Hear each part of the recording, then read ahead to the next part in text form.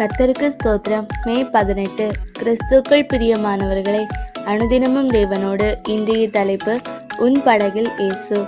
என் ஆத்துமாவே, நீ ஏன் கலங்குகிறாய்? ஏன் எனக்குள் தியங்குகிறாய்? சங்கீதம் 42:5. காத்திருத்தலின் வல்லமை. கிறிஸ்துக்குள் அன்பானவர்களே, மனிதனுடைய எண்ணங்கள் ஒரு போர்க்களம்.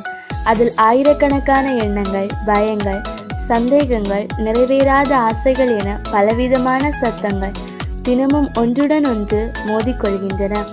தாவீது ராஜா இங்கே தன் ஆத்துமாவிடம் கேட்கிறார், ஏன் கலங்குகிறாய்? ஏன் இப்படி வீணாய் தியங்குகிறாய்? ஆத்துமாவே, நீ செய்ய வேண்டியது ஒன்று. உனக்குள்ளே வீண் சிந்தனையினால் மோதிக்கொள்ளாதே. தேவனை நோக்கி காத்திரு. உனக்கானவைகள் அவரால் நேர்த்தியாய் செய்யப்படும். எனவே நீங்கள் கலங்க வேண்டாம். தேவனுக்காக காத்திருங்கள். நம்முடைய கவலைகள் எல்லாம் தேவனுக்காக காத்திருக்கும் போது கரைந்து போகும். காத்திருங்கள், கர்த்தர் தாமதிப்பதில்லை. சரியான நேரத்தில் தரமாக தருவார். உங்களது காத்திருப்பு நிச்சயமாக வீண் போகாது. காத்திருத்தல் என்பது நேரத்தை வீணடிப்பது அல்ல, மாறாக தெய்வ ஆசீர்வாதங்களை சேகரிப்பது.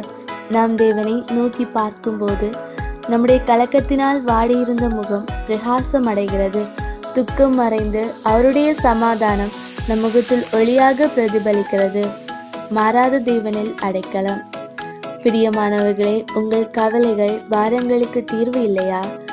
நான் எப்படி தாங்குவேன் என உங்கள் இருதயம் ஏங்குகிறதா?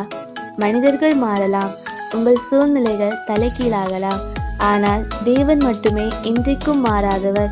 இயேசு உங்கள் வாழ்வில் வரும்போது துன்பம் என்பது இனியும் இல்லை, தோல்வி என்பது துளியும் இல்லை, தனிமை என்பது தரணியில் இல்லை.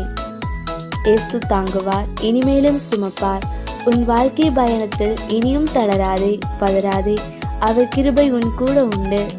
உங்கள் கேள்விகள், உங்கள் கண்ணீர் துளிகள், உங்கள் சோர்வுகள் எல்லாவற்றையும் தேவன் பார்த்து கொண்டிருக்கிறார். நீ அவருக்காக காத்திருக்கும் போது அவருடைய மாறாத அன்பை காண்பாய்.